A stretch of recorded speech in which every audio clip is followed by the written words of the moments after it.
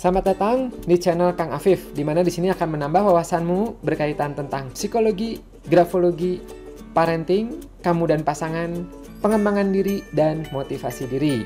Insya Allah semuanya bermanfaat dan materinya renyah. Ya, silahkan Anda subscribe dan pencet tombol notifikasinya. Pada video kali ini saya akan membahas tentang psikopat dan sosiopat. Beberapa waktu ini ya itu sedang heboh berkaitan dengan kisah siswi berusia 16 tahun, ya, inisialnya NF, yang melakukan pembunuhan secara kejam terhadap seorang gadis berusia 5 atau 6 tahun. Ketika ini terjadi, berbagai pihak menyorot tentang perilaku tidak wajar NF dalam kesehariannya, seperti kebiasaannya melempar kucing kesayangannya dari lantai 2, menusuk-nusuk cicak dan kodok dengan garpu sampai mati. Bahkan yang paling menyeramkan adalah melakukan pembunuhan secara kejam dengan menenggelamkan anak kecil, melukainya, mengikatnya, dan menyimpannya dalam lemari. Sementara sikap dan ekspresi yang bersangkutan dalam proses tersebut itu secara umum tenang, baik ketika malam hari dikunjungi tetangga, RW, dan sebagainya. Kemudian tenang ketika dia melapor ke polisi dan ketika dalam perjalanannya menuju lokasi kejadian. Kemudian juga menunjukkan respons puas dan tidak merasa bersalah ketika melakukan pembunuhan tersebut. Kasus ini semakin seram ketika diikuti juga dengan temuan-temuan di dalam rumahnya, yaitu berbagai tulisan dan gambar yang menyeramkan. Memang gadis tersebut itu bisa dibilang cukup mahir ya dalam menggambar dan juga memiliki kemampuan bahasa Inggris yang cukup memadai. Topik ini kemudian menjadi bahasan yang viral ya, yang panas di media berita Indonesia saat ini. Dan juga kita berharap kasus ini lekas selesai dan tidak ada kejadian serupa seperti ini. Nah, salah satu hal yang menarik adalah di beberapa media itu ada yang memberi tanggapan bahwa anak tersebut atau NF ini mengidap gangguan psikopat. Ada juga yang menyebutnya psikopat. Nah, muncul pertanyaan, apakah semudah itu kita memberi label psikopat atau sosiopat terhadap seseorang? Sebenarnya apa sih psikopat dan sosiopat itu? Juga apa makna-makna bentuk tulisan dan gambar yang dibuat oleh seseorang? Nah, bahasan ini menarik sekali dan oleh karena itu saya membahasnya ke dalam 7 seri video yang berkaitan dengan hal ini. Yang pertama, di video ini itu saya akan membahas tentang apa itu psikopat dan sosiopat, penyebabnya, tanda atau cirinya, persamaan dan perbedaannya. Yang kedua, di video berikutnya itu saya akan membahas tentang contoh-contoh tulisan dan gambar psikopat dari berbagai negara. Ini contoh kasus kisah psikopat ya, dan gambar yang mereka buat. Ya, ini menarik. Kemudian yang ketiga, saya akan sharing di video ketiga contoh-contoh kasus kisah psikopat pada anak-anak. Sama, ini saya mengambil dari kisah di luar negeri. Keempat, tanda kekerasan apa sih yang bisa kita lihat dari tulisan tangan atau suka juga disebut grafologi. Ini metode ini menarik sekali dari penelitian di Hawaii, Honolulu, juga di Amerika sana. Dan ini juga yang sempat kita coba di kepolisian Indonesia. Waktu itu saya sempat mengajar tentang ini. Kemudian yang kelima adalah pola asuh yang perlu dihindari karena dikhawatirkan dapat membentuk anak ke arah psikopat atau sosiopat. Yang keenam adalah pola asuh yang menumbuhkan empati dan kasih sayang pada anak. Dan di video terakhir, saya akan sharing pada Anda tentang cara mengetahui arti dari gambar. Jadi arti dari gambar itu ada banyak ya, ada tes-tes psikotes, psikologi, ada tes gambar pohon, gambar orang, ada warteg ya, WZT, ada HTP ya. Termasuk salah satunya adalah doodle test. Nah, supaya kamu tidak ketinggalan video-video ini, kamu bisa pencet subscribe sekarang juga dan pencet lonceng notifikasinya ya. Oke, sekarang kita akan masuk ke materi pertama, yaitu tentang psikopat dan sosiopat. Arti, penyebab, tanda, dan ciri-cirinya. Pertama, kita akan melihat dulu apa sih persamaan dari kedua ini.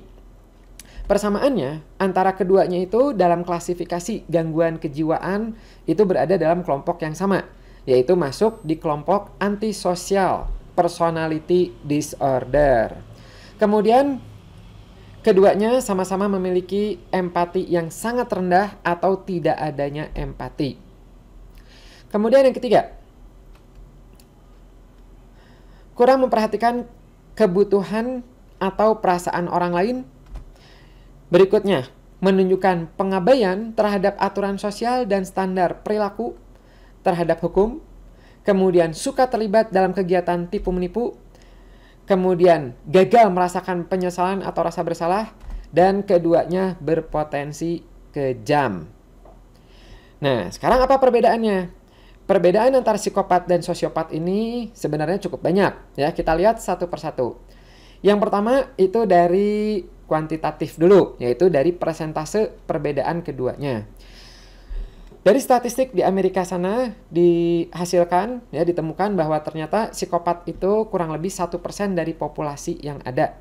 Sementara sosiopat itu lebih banyak, yaitu 4%-nya. Nah, ini disebabkan juga karena proses terbentuknya, ya. Psikopat, psiko itu adalah jiwa, ya, pat itu adalah gangguan, ya. Nah, psikopat itu ternyata dari penelitian itu berkaitan juga dengan gangguan pada struktur otak, ya, dan ini bersifat natures, ya, turunan fisik atau neurologis, sehingga untuk gangguan psikopat itu biasanya dengan alat-alat seperti EEG, MRI itu kelihatan ada pola khas pada orang-orang pengidap psikopat tersebut. Adanya gangguan pada otak, terutama bagian otak yang bertanggung jawab atas kontrol impuls dan emosi yang tidak berkembang, juga dipengaruhi oleh lingkungan dan pola asuh juga.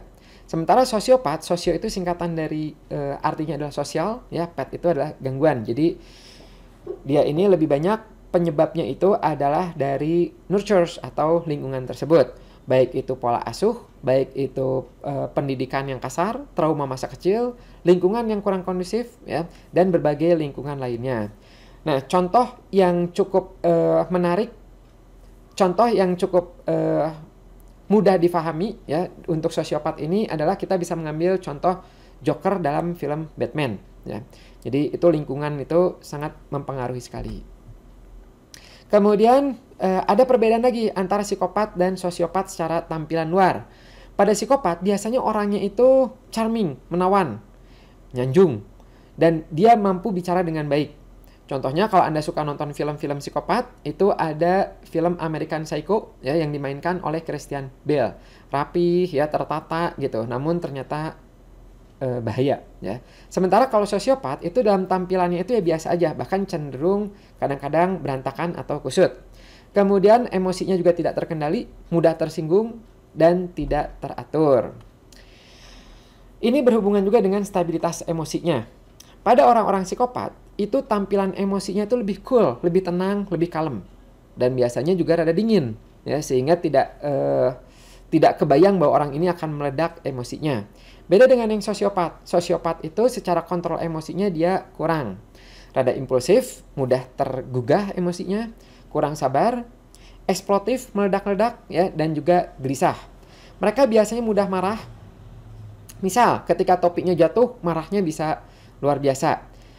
Mereka tidak begitu hebat dalam menyembunyikan emosi mereka. Malah, secara terbuka terkadang suka menyalahkan orang lain atas masalah mereka. Contoh, misalnya, gara-gara kamu saya jadi kesandung sendiri. Nah, gitu. Dalam hubungan sosial, antara psikopat dan sosiopat pun berbeda. Psikopat biasanya menjalin hubungan itu karena ada yang dia butuhkan dari orang tersebut. Nah, jadi kalau misalnya kamu menemukan temanmu hanya memikirkan dan mencari keuntungan untuk dirinya sendiri saja, siap-siap mulai antisipasi. Beda dengan sosiopat. Sosiopat itu dia bisa menjalin hubungan sehari-hari meskipun hubungannya biasanya kurang bagus. Mereka masih bisa cukup berempati dan memahami orang lain meskipun bukan bawaan dari dirinya sendiri melainkan karena pembelajaran, ya. Berikutnya kemampuan untuk terhubung dengan manusia. Psikopat itu biasanya sama sekali tidak bisa merasakan penyesalan atau rasa bersalah. Ini serem sekali. Bahkan beberapa penelitian telah menunjukkan bahwa ketika ditayangkan film-film kekerasan, psikopat itu benar-benar merasa lebih tenang. Berbeda dengan orang normal yang merasa gelisah ketika berpikir tentang kekerasan, ya. Ini contoh psikopat terkenal itu ada yang namanya Ted Bundy, ya, Ted Bundy. Nah, kalau Anda suka nonton film, ada film Lie to Me, ya. Itu di salah satu sesi filmnya, sessionsnya itu menunjukkan tampilan-tampilan orang, ya. Ada yang kecelakaan, ya, ada yang sedang dalam misalnya dalam kriminal gitu. Nah, orang yang psikopat itu ketika melihat ada luka, darah dan sebagainya malah menunjukkan senyum. Ya aneh gitu. Sementara orang normalnya itu menunjukkan ketakutan. Ya gitu. Jadi itu memiliki perbedaan dalam menyikapi sesuatu yang berhubungan sama emosi. Sementara sosiopat, dalam sosial, sosiopat itu secara umum dia buruk secara keseluruhan, maksudnya dalam hubungannya ya. Tetapi setidaknya mereka masih bisa memahami emosi manusia. Kemudian dalam pilihan karir, orang psikopat biasanya itu cerdas, ya, pintar. Biasanya orang-orang psikopat itu mereka pintar. Dalam mengelola karir juga biasanya mereka sukses. Mereka adalah ahli manipulasi dan dapat dianggap sangat disukai oleh orang-orang. Psikopat dapat meniru emosi manusia bahkan meskipun mereka sendiri tidak mengalaminya sendiri, ya. Sementara sosiopat itu kesulitan dalam mempertahankan pekerjaannya karena emosinya itu yang kontrolnya dia kurang. Ada penelitian menarik ya bahwa ternyata dalam dunia bisnis itu banyak dipenuhi oleh psikopat. Di tahun 2013, peneliti dari Oxford, Kevin Lutyens, menyebut beberapa jenis profesi yang menarik bagi psikopat, yaitu pengacara, polisi, atau ahli bedah. Nah, dalam kasus yang tadi saya contohkan, Ted Bundy, ya, itu beliau juga mengambil profesi sebagai pengacara. Dan kalau kita mengikuti jalan ceritanya beliau, itu menarik sekali, ya. Dia ditangkap dan dia sendiri yang mengajukan diri sebagai pengacaranya, lawyer. Ya, dan pada waktu itu, hukum di sana itu karena dia menjadi pengacara bagi dirinya sendiri, sehingga waktu di penjara dia memiliki hak, ya, sesuai undang-undang di sana, untuk pergi ke perpustakaan mencari data-data untuk pembelaan dirinya. Nah gitu. Jadi dia narapidana yang punya izin untuk pergi keluar-keluar ya ke perpustakaan gitu meskipun diawasi. Tapi suatu ketika ya dia mengambil celah-celah di situ dan akhirnya dia kabur ya. Dan kemudian akhirnya ketangkap lagi. Nah, namun salah satu profesi yang juga paling banyak diminati oleh psikopat adalah bidang bisnis. Mereka biasanya menjadi bos yang buruk ya, maksudnya buruk di sini itu dalam sosialisasinya. Memang usahanya bisa jadi sukses ya, berkembang ya, sukses luar biasa. Tapi dalam rekan kerja ya terhadap karyawan, teamwork biasanya dia buruk, sulit berteman dan suksesnya itu biasanya karena manipulasi, suka menciptakan teror. Ya. Kemudian kecenderungan pidana. Psikopat itu biasanya mereka itu pintar termasuk dalam melakukan kejahatannya. Makanya biasanya tidak ketahuan tuh kriminal-kriminalnya. Kecuali udah 15 kasus pembunuhan, 20 kasus pembunuhan baru ketahuan. Ya. Mereka itu lihai, memastikan sangat sulit ditangkap. Bahkan jika mereka tidak kejam, psikopat sering melakukan kejahatan kerah putih. Seperti penipuan atau pencucian uang. Ya gitu. Dan dari statistik juga itu disebutkan bahwa 20% psikopat itu dipenjara. Jadi yang ketangkap itu 20%. Sementara 80% lainnya masih berkeliaran di sekitar kita. Nah, kalau sosiopat itu cenderung tidak terduga dan impulsif. Jadi banyak tuh yang ketangkap. Kemudian perbedaan lainnya. Psikopat biasanya tadi ya cerdas, menawan, pandai meniru emosi. Biasanya tidak berperasaan, lebih manipulatif, dan cenderung perhitungan daripada sosiopat. Biasanya dapat mempertahankan hubungan sosial yang normal. Sementara sosiopat sering menunjukkan iritabilitas, emosinya mudah meledak,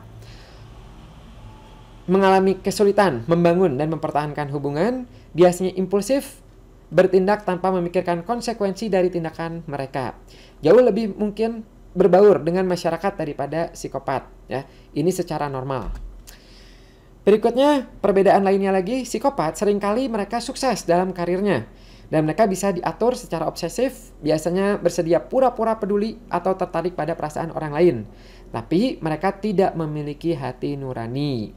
Sosiopat mengalami kesulitan mencapai tujuan karir dan mempertahankan pekerjaannya.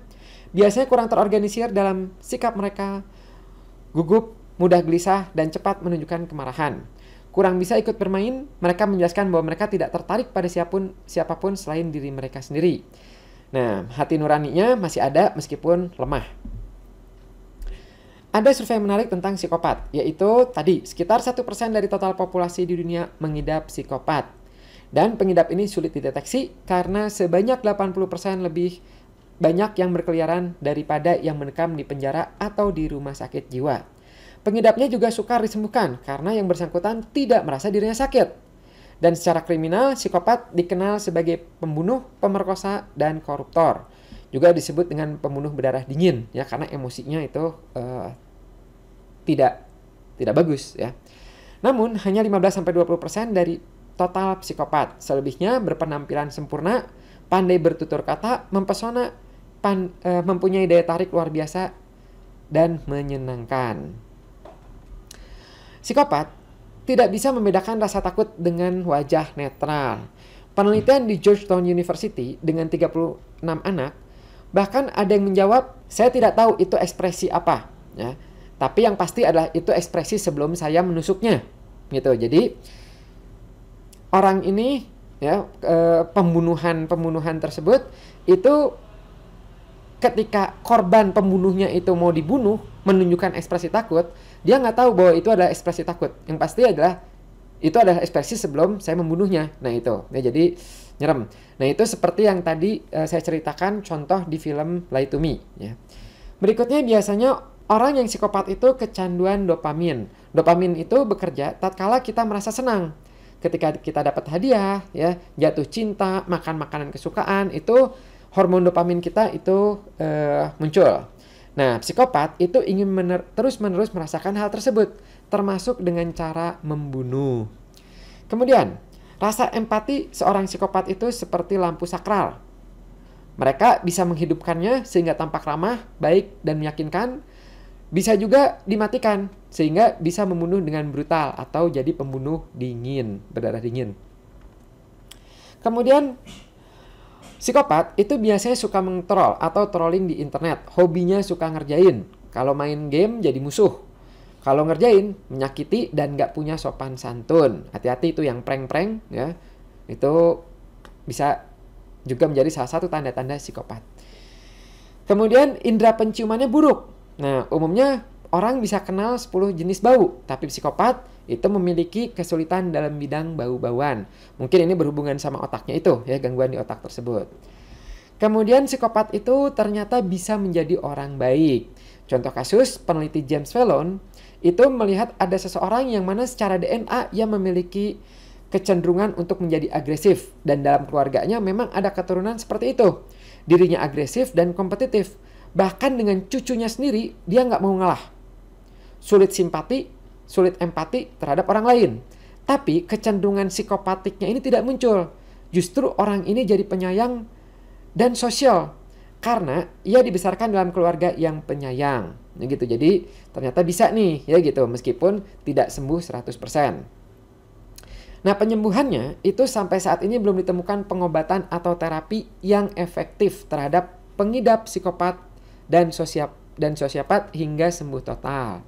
Meski demikian, tidak berarti mereka tidak perlu ditangani dan dirawat secara baik. Lingkungan yang support, penuh kasih sayang, disertai kewaspadaan yang proporsional memungkinkan ada perbaikan dengan penanganan yang komprehensif dan juga faktor bertambahnya usia, itu bisa memungkinkan dia menjadi lebih baik. Seperti contoh barusan. Ya. Nah, bagaimana sih cara mendiagnosis psikopat dan sosiopat? Ini ada 5 tahapnya.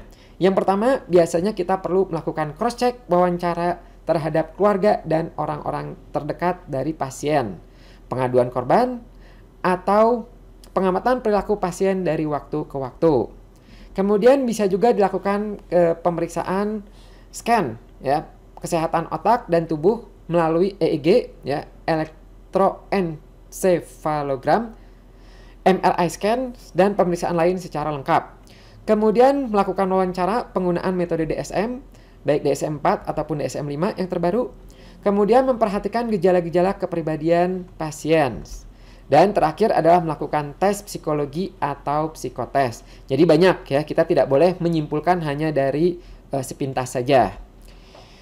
Apa yang perlu kamu lakukan ketika kamu berhadapan dengan orang-orang psikopat dan sosiopat?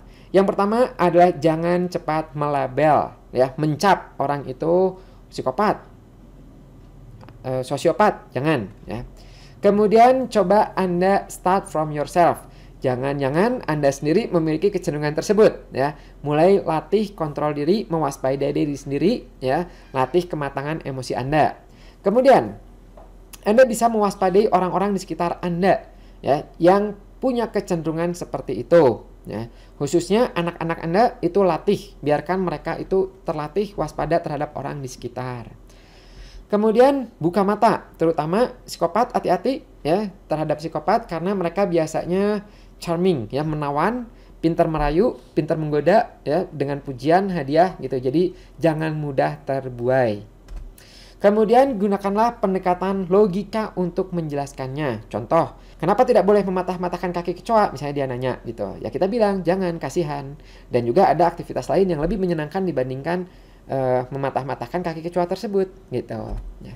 Kemudian cek fakta dan opininya. Ketika dia bicara, ya, Anda coba cross check apakah betul atau tidak apa yang dia ucapkan tersebut.